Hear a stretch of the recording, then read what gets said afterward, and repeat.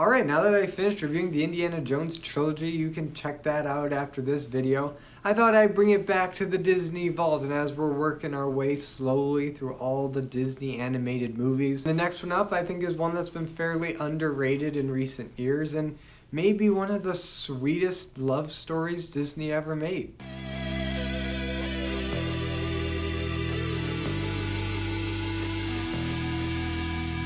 Lady and the Tramp. So Lady and the Tramp came out in 1955 and starts what I would consider the back half of the Silver Age of Disney animation. It follows Peter Pan, and I really do think that Disney animation in the Silver Age peaked with Peter Pan. It's just such a great adventure, and you can check out my more in-depth thoughts about Peter Pan in that video. Now, Lady and the Tramp isn't bad by any stretch of the imagination, but it doesn't take as many risks as Peter Pan did, or Alice in Wonderland did, or Cinderella before that. Lady and the Tramp feels like a very safe, marketable movie that Disney made as he was starting to think about Disneyland and his other ventures going forward. But as for being a safe bet, you know, this cute love story between a Cocker Spaniel and a mangy mutt from the wrong side of the tracks, I think this movie is still fantastic for what it is. In fact, what I love about this movie the most is its tone. This movie, from its bones, is meant to feel nostalgic. The town in this movie is modeled more or less off of Walt Disney's hometown in Missouri, and it takes place around the turn of the century, you know, right before cars and paved roads became a thing. People still mostly get around in horse and carriage in this movie, and it's just so quaint to see this little town and to see how it works and the people living in it. But if that wasn't enough rustic, nostalgic timelessness, the movie opens with a dedication, and off the top of my head, the only other movie I can think of that opens with this kind of dedication is The Wizard of Oz, probably one of the most culturally nostalgic movies of all time. I know it's definitely nostalgic for me, it's my favorite movie. But where that movie was dedicated to the young at heart and the child inside of all of us, this movie is dedicated to the ladies and the tramps, and the wagging of a dog's tail being one of the most wonderful things in the world. And this serves two functions. One, to get you in the right mindset, you know, to really see things from a dog's point of view and appreciate your dogs as kind of keeping the whole house together. But secondly, it's a warning that if you're a cat person or you just don't like dogs, this movie ain't for you. This is a dog movie, and if you're a dog person, you're gonna love it. If you're not a dog person, maybe give this one a pass. But anyway, after that heartfelt dedication, it opens properly on this quaint little town on Christmas morning. And you see this couple that we only know as Jim Dear and Darling, because again, this is told from the dog's perspective, which is pretty cool. And the first chunk of this movie is you see her and she's starting to learn what it's like to live in a house and be domesticated and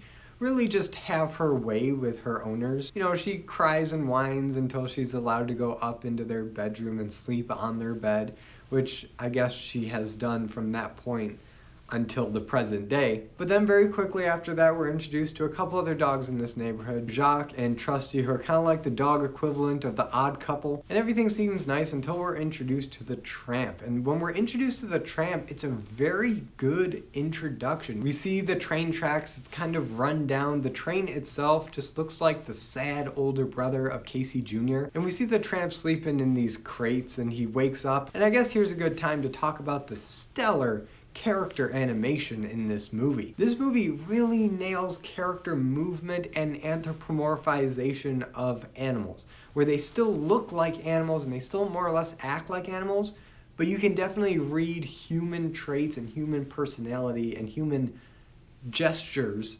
in their movements. And it's a really hard thing to do well, and Disney nails it here. For instance, when the Tramp wakes up and he stretches, and you really feel his muscles stretching and the tendons and the bones just kind of shaking and how stretched they are. And it's so well realized that you can totally relate to this dog's stretch. Even though he's stretching the way a dog would, not a human would, his expressions and the way he stretches and like the hesitation and the pulling, that's all very human, and when he's relieved and he starts on his day, you feel just as relieved and ready to start your day. And this stellar anthropomorphized animation is used for the whole cast, and it really blends the line what's animal and what's human. Like when Jacques barks and he's yelling and he's getting all frustrated, it sounds like a Scottish Terrier yapping, but he's yelling, he's speaking words, but the high-pitched quality of his voice and the sharpness of it feels like a bark. And the thing with Lady is that she's very fluffy. She's got a lot of fur, she's got long hair, and the fur around her hind legs and even her front paws kind of swoop down and back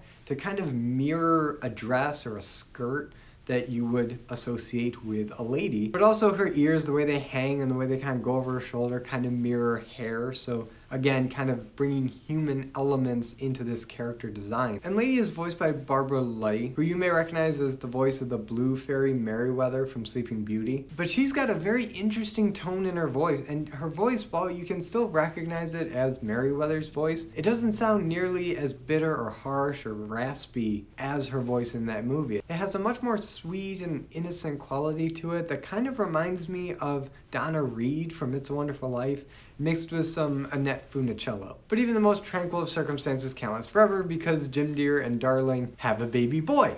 And now that's a thing. And now Lady has to figure out what role the dog plays with a new baby. And is she allowed in the nursery? Is she not? Eventually she finds out that she is, and she starts having a good time. But then the parents leave for no real explained reason. I always thought it was weird that they left so soon after having this baby and that he's still so helpless, but I don't know, maybe Jim Deere has to go on a trip for work or something. But Aunt Sarah comes in and she does not treat Lady well. She is not a dog person, she's a cat person, and she brings her 2 Siamese cats with her. And here we get a culturally insensitive song that also just happens to be the 2nd best song in the movie and the #1 catchiest song in the whole movie. So I kinda can't help but love this scene. And that's because the song itself is amazing. It just has such a good beat and it's steady. And you see these cats just terrorize a fish and then try to terrorize the baby, and they're just causing all havoc, and Lady's trying to keep up with them, but there's 2 of them and 1 of her, so she can only do so much. But really what sells this song for me is the synchronization of the animation and the music, because the cats are moving in this very rhythmic way, and they move their heads and they move their tails and they just move in sync with music, and events happen that are in sync with the music, and it's just so perfectly timed that you just can't help but enjoy it. It's so much fun to watch. And as for the stereotypical Asian depiction of these Siamese cats, I'll talk more about that when we get to the pound, so stay tuned. But these Siamese cats do prove to be too much for Lady, and she gets blamed for all the carnage that the cats produce. So she's taken to the pet shop and she's got a muzzle put on her, but she escapes and she runs away and she finds the Tramp, and now her and the Tramp gotta find a way to take this muzzle off. So they go to the zoo and they find Mr. Beaver, who I always got confused as a kid with Gopher from Winnie the Pooh. They're just so similar and they talk kind of the same way and they got buck teeth, and yeah, they're just way too similar. But I love them both, and I love Beaver in this movie. He cracks me up. I love the little whistle that he has when he talks. It's just such a nice little character trait. He's a lot of fun. But that scene is over pretty quickly, and now we come to the best scene in the movie, right? There's no real argument with Lady and the Tramp which scene is undeniably the best scene. It's the scene that's on the poster, it's the scene that's on the VHS cover, it's the scene that's just plastered all over pop culture and all over your mind when you think of Lady and the Tramp, and it's the spaghetti and meatball dinner at Tony's. And I know you guys probably already have this scene ingrained in your head, that you know exactly beat for beat, line by line,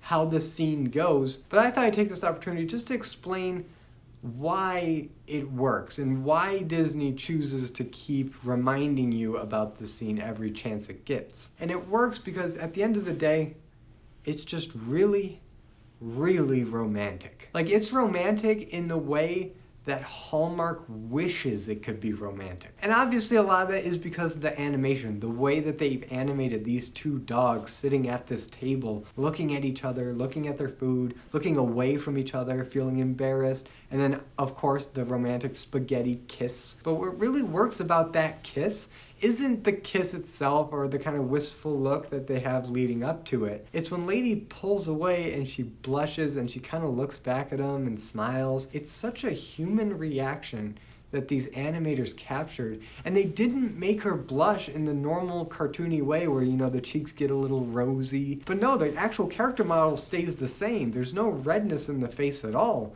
but it's all done in the movement of the head, the way the eyes close, and the way the smile starts to form. It's so subtle, but they nailed it. There's no denying that in that moment, that dog is blushing. But of course, let's not forget the hosts of this romantic setting, Mario and Luigi. Oh, I'm sorry, Tony and Joe. How could I get them confused? They're so different. But seriously though, as much as these guys are hilariously over the top Italian stereotypes, they are so funny. They make me laugh every time I watch this movie. He wants his spaghetti and meatballs. But boss, the dog cannot talk. He's talking to me. Okay, he's talking to you. It's just so much fun to watch these guys banter back and forth. It's like Abbott and Costello. Their timing is just down. Bones?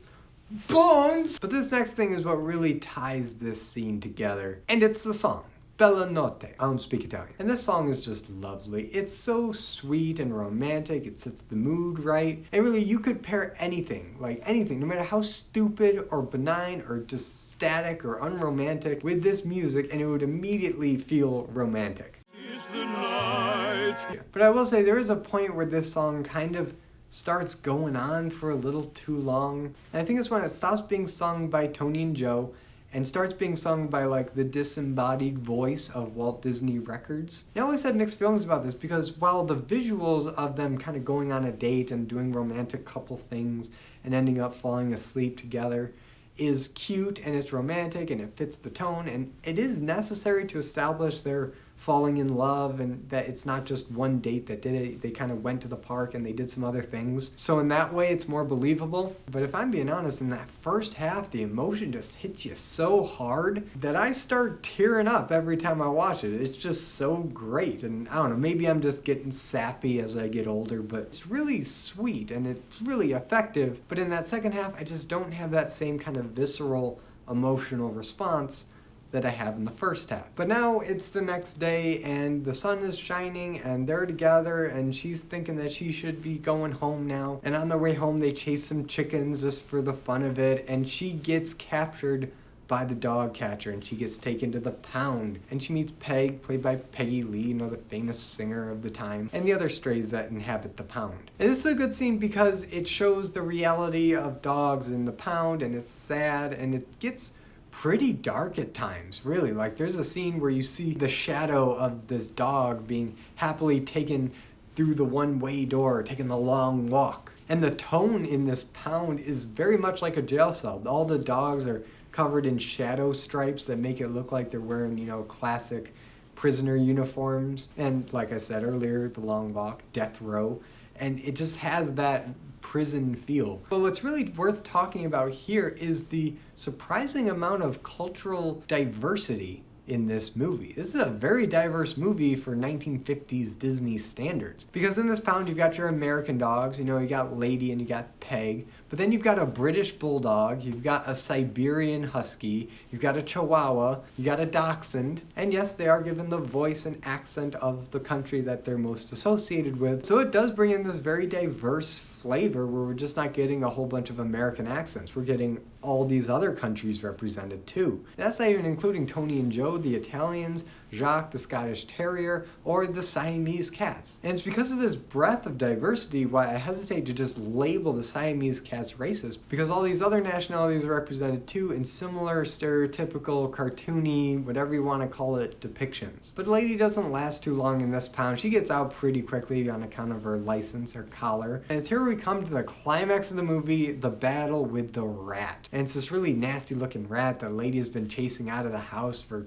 seemingly forever, but she's never actually caught. Now that Lady's chained up in the doghouse, the rat goes into the house and starts attacking the baby. So the Tramp, being the noble, loyal boyfriend that he is, goes into the baby's room, fights with the rat, destroys pretty much the whole room, and kills it before he can get to the baby. And this is something that is really impressive that this movie does. That's worth noting in tracking kind of the progression of animation throughout all these Disney classics, because this is one of the earliest times where you really get a sense of violence. Where before, yeah, you've had slapstick and violent moments like Hook and the Crocodile or Lucifer and the Mice, but you never really got the sense that they were getting hurt. It was funny, it was playful, it was comedic. But it's in Lady and the Tramp where you really feel the teeth and the claws and the scratching and the biting, and it just feels so much more visceral. Now, there's not really blood or gore or anything, but this battle with the rat, and also a battle that the Tramp had with these stray dogs earlier in the movie when he first met Lady and saved her. In both of these fights, the animators wanted it to feel like the Tramp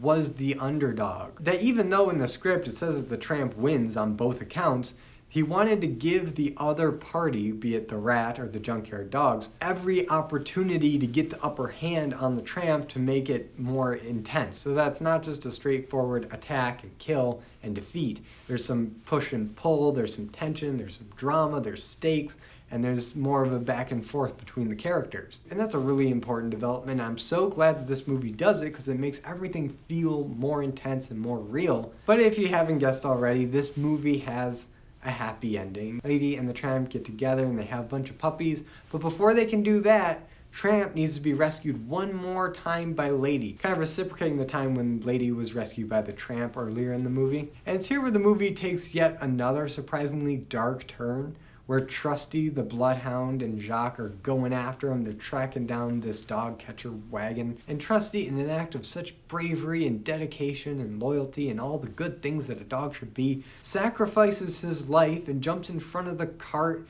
and gets run over by the wheel to tip over the cart and free the Tramp. And it seems like Trusty is dead, and Jacques lets out this really sad howl, and you really feel like he is dead. But I guess that scene, along with the long walk through the one-way door at the pound, was just a little too dark for Disney, so they ended up throwing in this bit. I don't know how last minute it was. It feels kinda last minute because you see Trusty there with the little cast on his leg, and he's kind of hobbling in, but he's not really composed in many shots with everybody else. So I do feel like it was a little bit of an afterthought to bring Trusty back to life. I honestly believe that Trusty was meant to die in the street there, sacrificing his life so that the Tramp could be freed and be with Lady. But you know, Disney happy ending, so everybody's alive, everybody's happy, there's a beautiful litter of puppies, it's Christmas again, and that's the end of the movie. So what did I think about Lady and the Tramp? Well, it's just a really sweet movie. It's a movie they could just pop on, show your kids when they're young, maybe show it again to your kids when they're a little older, maybe they miss some things, you know, some of the subtleties and the storytelling. But really, this is a movie for all ages. I mean, I'm a grown man, and I got just as much, maybe even a little more out of watching Lady and the Tramp this time around